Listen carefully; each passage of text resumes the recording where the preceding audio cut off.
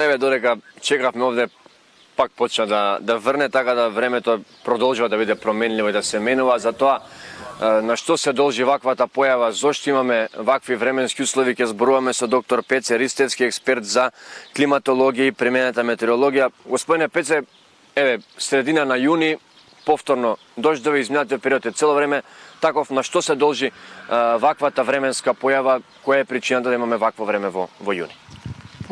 Ова е циклонална состојба во атмосферата и често се случува на крајот на месец мај и почетокот на јуни во Европа да се јават вакви состојби, временски состојби, кои се различни од она што ние често зборуваме за климатски промени.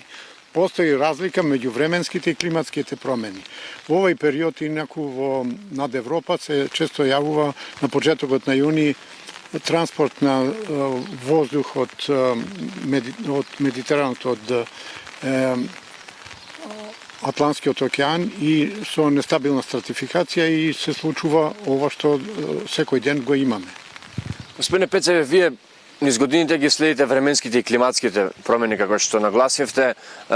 Како се одвиваше низ годините? Имавме ли вакви појави? На што се должат климатските промени во целиот овој период? Овде разликуваме временски и климатски промени. Под временски промени се овие состојби кои се однесуваат на 5 до 10 дена до 15 дена, додека климатските промени се долгорочниот режим на времето и кое во последно време, последните 20 на години, се актуализира преку Светската метеоролошка организација и Организацијата на Обединетите нации за животна средина, и на оваа тема се значително ангажирани околу 2000 експерти од светот и кои се занимаваат со овој проблем, а тоа е проблемот со ефектот на стаклена градина кој влијае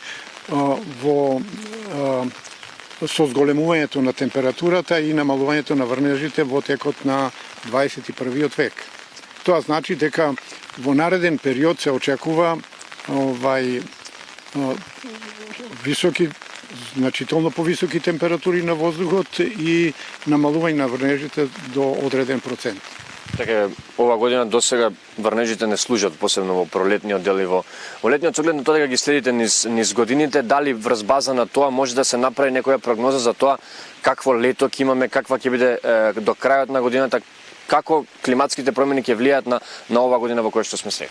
Видите, пак се вртиме околу тоа што се временски, што се климатски промени. Сезонските прогнози, постојат и такви прогнози, меѓутоа често пати се со неголема точност, бидејќи и оние светски центри кои даваат сезонски прогнози веќе уште не ги ажурирале своите информации за околу сезонското прогнозирање.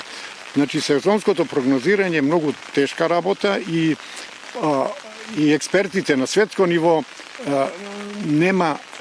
не се толку спремни да дадат сезонско прогнозирање. Тоа значи дека за овие неколку дена може да има влијание на ова циклонална состојба, во наредниот период да се стабилизира состојбата со појава на азорскиот антициклон, што често климатолозите го користат како термин, и да се јави стабилно време и да почнат оние летни горештини кои ги имаме воопшто на нашава територија, на Балканскиот полуостров и во Медитеранот. Ќе каже времето дали ќе имаме лето. Спомнавте за климатските промени, оние ефекти кои што се имаат. Дали таквата слика се подобрува, дали се прави нешто за цел да се избегнат тие последици кои што вие ги начнавте? Причината за климатските промени се елементите на стаклената градина. Тоа се CO2 во атмосферата, хлорофлуорокарбонатите и други, водената пара и други загадувачки материи кои влијаат на енергетскиот и топлинскиот биланс во атмосферата. Тоа значи дека во нареден период се очекува сите сценарија кои се правени преку Меѓународниот панел за климатски промени, а е обврска на Конвенцијата за климатски промени од Рио 1992 година, од кога е донесена конвенција каде сме ние подписници како држава и за која веќе направени се 4 извештаи како одговор кон конвенцијата и која дефинира на кој начин ќе се случуваат и што треба се да се превземе за да се намали ефектот на стаклена градина. Тоа значи да се смени енергетскиот биланс.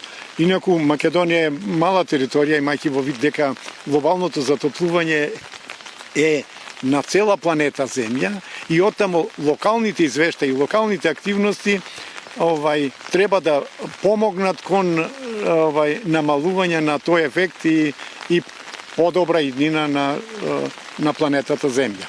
Господине Пеци, јас се надам дека ќе ги вклучат и ваквите експерти како вас. Ќе морал да го завршиме разговорот. Ви благодарам за овие информации. Ќе останеме да видиме времето што ќе каже и каква сезона ќе имаме ова и каква ќе биде наредната и како ќе се одвиваат сите оние ефекти кои што вие ги спомнате низ текот на наредните години. Добро, јас да кажам дека сезонското прогнозирање не е толку точно, имајќи во вид дека се случуваат и можат многу брзо да се променат овие состојби, оти циклоналната состојба во која се наоѓаме да се брзо промени за неколку дена и во нареден период да се ревитализира под наводници времето и да се стабилизира како е вообичаено на ова територија и во овие услови.